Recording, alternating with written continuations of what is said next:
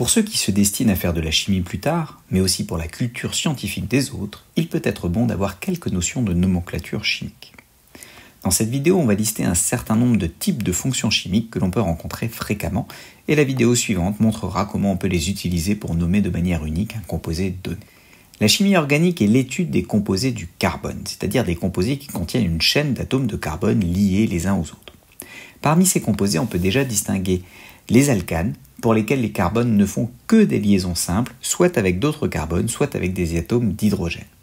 S'il n'y a aucun cycle, ils ont pour formule brute CnH2n+2, mais la présence d'un cycle vient perturber ce comptage, comme pour le cyclohexane, qui est bien un alcane, son nom finit en ANE, mais dont la formule est C6H12 et non C6H14.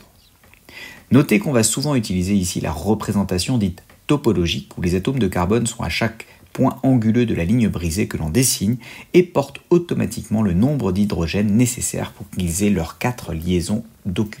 On a ensuite les alcènes qui peuvent contenir en plus des doubles liaisons carbone-carbone, comme pour l'éthène, le propène ou encore le butène, où l'on voit qu'il y a 2 manières de mettre la double liaison, ce qui fait un premier problème de nomenclature à régler. Enfin, les alcynes qui font apparaître une triple liaison carbone-carbone, comme l'éthine ou l'acétylène, le propyne, le butyne ou butéine.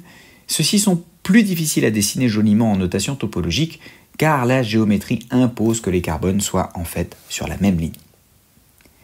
Si l'on s'autorise à rajouter des oxygènes, on peut trouver des groupements alcool. On rajoute simplement un OH sur un carbone à la place d'un hydrogène. Ils peuvent être primaires, le carbone du OH est en bout de chaîne carbonée, comme l'éthanol ou le méthanol, qui est un sacré poison qui rend fou, ou encore le propane 1-ol. Ils peuvent être secondaires, le carbone qui porte le OH a 2 liaisons carbone-carbone, comme le propane 2-ol, ou bien encore tertiaires, avec 3 liaisons carbone-carbone, comme le 2-méthylpropane 2-ol.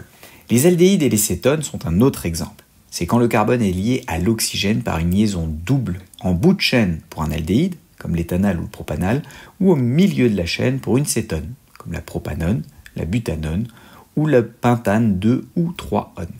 Les acides carboxyliques sont un mélange d'alcool et d'aldéhyde qui fait le groupement caractéristique en COOH.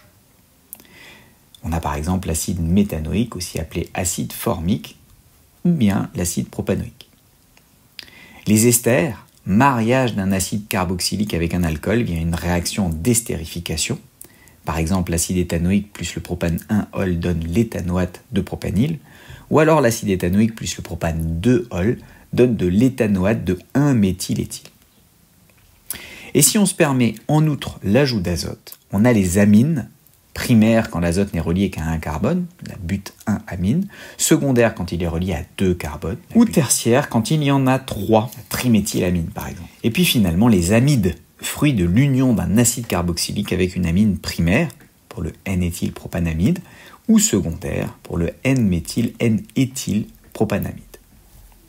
Dans la prochaine vidéo, on verra comment décortiquer la manière de nommer ces composés.